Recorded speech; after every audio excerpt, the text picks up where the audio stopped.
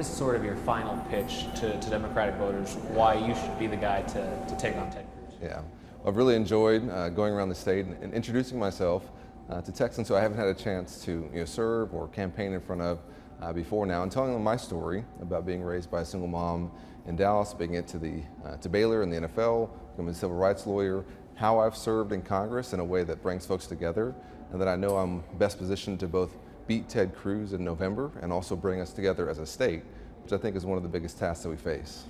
Talk a little bit about this primary race. As you know, it's a crowded field. What do you expect, or what do you hope happens on Tuesday in terms of, I guess the question is, do you think you can win this without going to a runoff? Yeah, well, I learned a long time ago that I'm not a pundit. I don't know exactly how things will land, but I know that I want every single Houstonian's vote. I want folks out there who are watching this, if you haven't voted yet, to go vote on Tuesday. Make sure you make your voice heard. I would love to have your vote, and certainly I want to make sure that we have the strongest nominee possible to beat Ted Cruz in November, because we can't afford 6 more years of him, I think, misrepresenting us in the United States Senate and not serving 30 million Texans who deserve a senator who cares about them. A lot of candidates, it could be difficult to avoid a runoff. If you do end up in a runoff, are you hopeful that you can win on the second round? Sure. Well, I respect the primary process, and when I ran in 2018 for Congress, I came out of a big field and had a runoff, and then still unseated a 22-year incumbent Republican in November. So I understand what that process is like, but I want to ask for everyone's vote in this round, and hopefully on Tuesday, Houstonians and folks all across the state will come out and make their voices heard, and we can make sure we have a nominee who could beat Ted Cruz. Does timing matter, I guess, when you're going up against a longtime senator like Ted Cruz? I assume you would want as much time as possible to be in that head-to-head scenario with him. Is that true? I think timing always matters, but I've also been focused on beating Ted Cruz from day one in this process, which I think is something that when I talk to most Texas Democrats, that's what they're interested in as well, is how can you make sure that you actually can win, you have the qualifications for it, and also how can you bring us together afterwards. And so I'm going to keep my focus on making sure that we beat Ted Cruz in November, because as I said, to me, I think he's a threat to the state that I know. I'm a 4th-generation Texan. My family's from Brownsville. I trained for the draft here in Houston. I went to college in Waco, represent Dallas in Congress. I know who we are, and we're not who Ted Cruz says we are. What do you believe differentiates yourself from, I guess, your top contender in the Democratic primary, State Senator Gutierrez? Yeah. Well, I don't get too much into the back and forth. I know that I've been a very bipartisan member of Congress while also standing up for my values. I've been one of our leading voices on voting rights, on civil rights.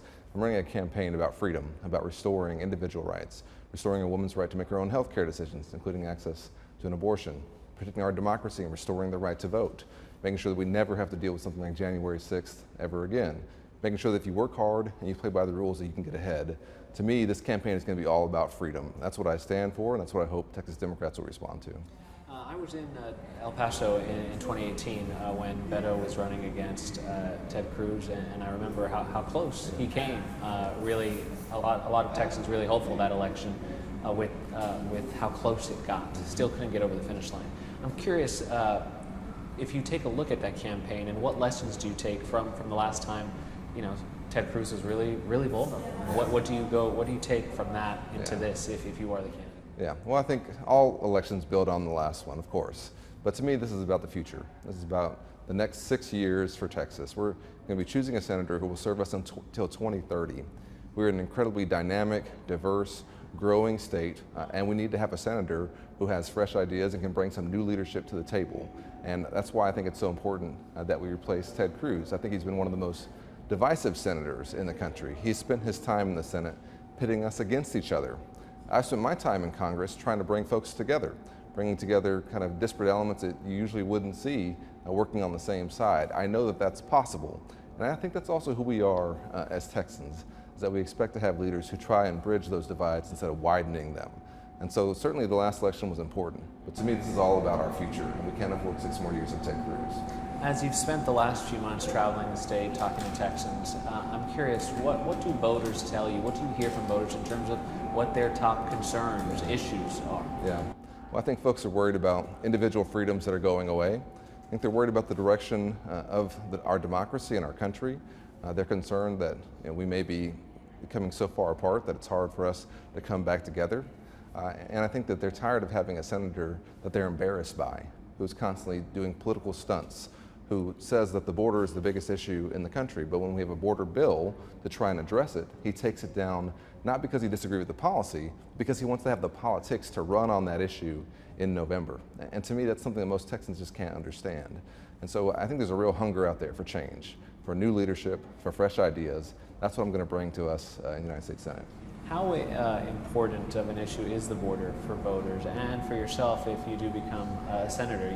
We see polling tells us border immigration issues are top of mind. Sure. For the first time in a long time, it's the top concern. We saw both President Biden and former President Trump on the border just last week. So clearly it's a campaign issue in the presidential election, and I'm assuming in this cycle for you as well. Yeah. So how big of an issue do you believe it is for voters? Well, I think it's a big issue. My family's from Brownsville. My grandfather was a customs officer after serving in the Navy in the Pacific in World War II. That's where my mom and my aunt grew up. It's where I spent a lot of my summer childhoods visiting my grandmother there. I know that our border communities are real places, though. They're not just political backdrops. And that's what I think folks are tired of Ted Cruz using them as. There's a place to go down and to point out problems, but then when you have a chance to actually try and provide some solutions, you're unwilling to do that. And so I want to have this debate that why hasn't Ted Cruz in his 12 years tried to secure the border? He had a bill in the United States Senate just a month ago that would allow us to do that. Why did he take it down? Was it just because he wanted to be able to say that there's a problem at the border in the next campaign? To me, that's unacceptable. And so we have to have a secure border, but let me be very clear. We have to do it in a humane way, consistent with our values, and that is possible. We have to act at the federal level. But to do that, we have to have leaders in place who'll do it. Ted Cruz won't, I will. Let's talk a little bit about abortion. Obviously a big issue as well. It's an issue that's fueled Democratic voters in the midterms last time around, where Democrats did far better than they were predicted to. What type of role do you think the abortion rights issue will play in not only the primary, but if you do become the candidate facing off against Ted Cruz? Well, to me, what's happening in our state is a tragedy. The Houston Chronicle reported we have 26,000 women in our state who've given birth to their rapist child. We have women like Dr. Austin Denard, who's going to be my State of the Union guest from Dallas, who's an OBGYN, who was a mom, who had a pregnancy that got the news that we all hope that we don't get, that the baby wasn't viable, and that she had to leave the state and in a way sneak out of her own state to get the medical care that she needed. And so yes, it's obviously a political issue, but it's a deeply personal, deeply troubling, and I think widely impacting issue that is a tragedy for these families, but it's also going to impact every aspect of our state's life, from our universities to our medical schools, to the type of doctors we have available to us in our communities, to our businesses. We're going to have a harder time recruiting and retaining top talent. This is one of the top issues for our state that we have to address. And the only way we can address it is going to be at the federal level to restore this right by codifying Roe v. Wade. I'll do that when I get in the Senate. Do you think this issue can mobilize voters like it hasn't in past cycles? And if so, why do you think it can be such a mobilizing issue?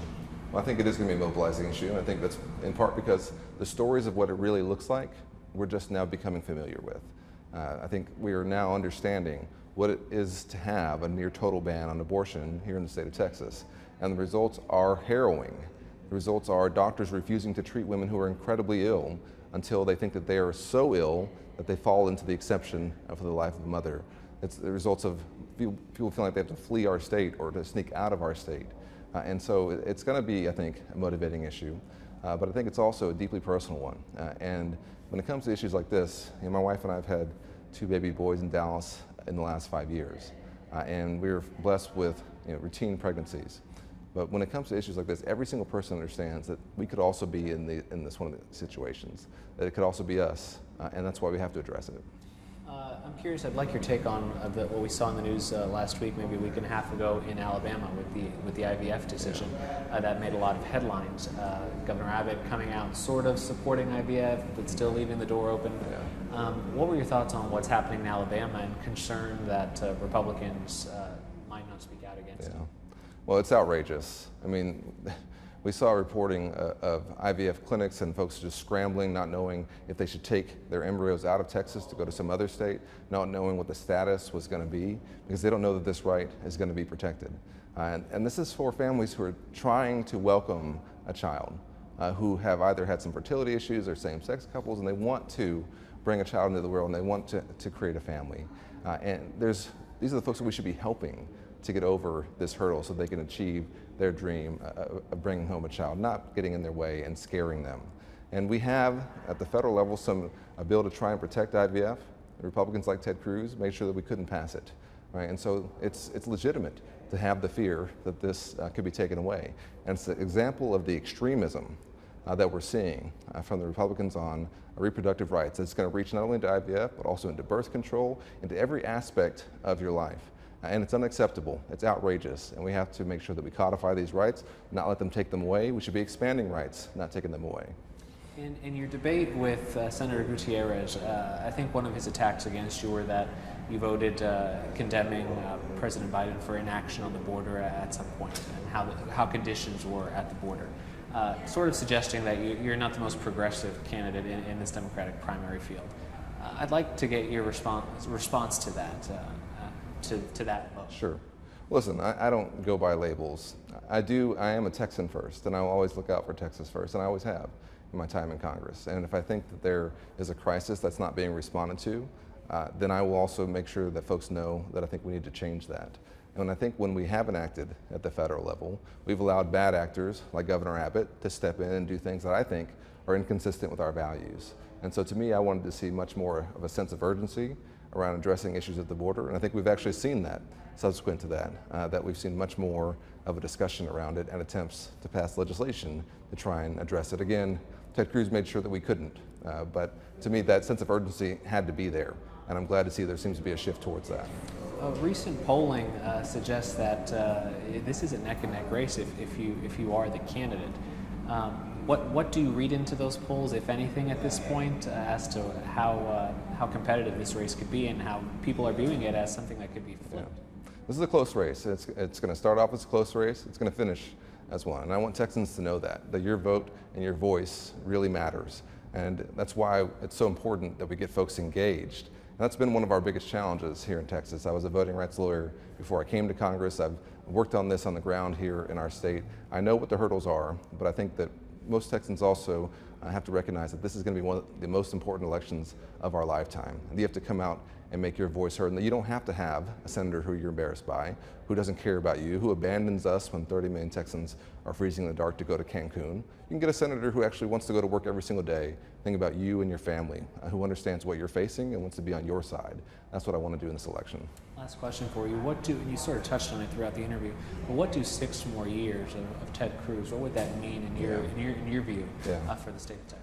Well, I think it would be 6 more years of having a senator who is only looking out for himself, who's podcasting 3 times a week, who's not a serious legislator, who, when there's legislation that will help our state, votes against it consistently, whether it's the CHIPS and Science Act to restore semiconductor manufacturing to our state, or the infrastructure bill, it's bringing $35 billion to our state over the next 5 years. It's a senator who wants to have a nationwide ban on abortion, who won't protect IVF, who attacks our democracy, who attacks LGBTQ plus folks.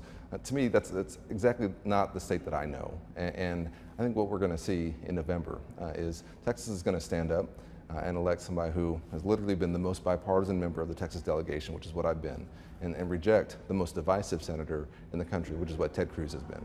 Quick follow-up. You tout your bipartisan type record. Do you think that is a plus in this election cycle? Ironically, it's been tried to use against you in the primary, but if you do make it to the general against Ted Cruz, do you see it as a plus that will bring in voters from really both sides? Yeah, I think it's what most folks expect from us. It's also just who I am. I think if you come out of the football background like I do, and you grow up in locker rooms, you know that you have to find a way to work together with folks who you might have a lot of fundamental disagreements with, but you got to figure out a way to row all in the same direction.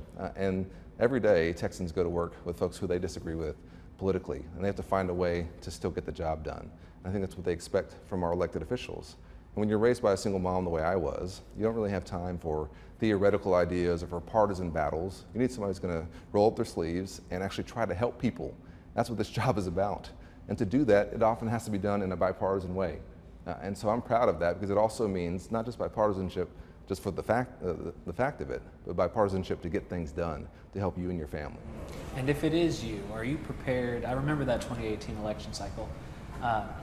it gets dirty, especially when you're running against a candidate like Ted Cruz with the money that comes into the type of races. They struggle to hold on to a seat. Are you prepared for what may come your way Sure. in terms of the politics of it? Yeah, I'm battle tested. I know folks here in Houston have not been a part of some of the really tough congressional races that we've been through up in Dallas, but I unseated a 22-year incumbent Republican in a multi-million-dollar race in which there was all kinds of folks getting involved, had a tough re-election. We know exactly what we're doing, but we also know that we have to prosecute the case against Ted Cruz on what he has not been doing for our state. And that's what I want to make sure that folks know, that he wants to take away your Social Security and your Medicare, that he's going to take away access, have a nationwide ban on abortion, access to IVF, all kinds of rights that he's after, and that he's only looking out for himself, and I'm the exact opposite.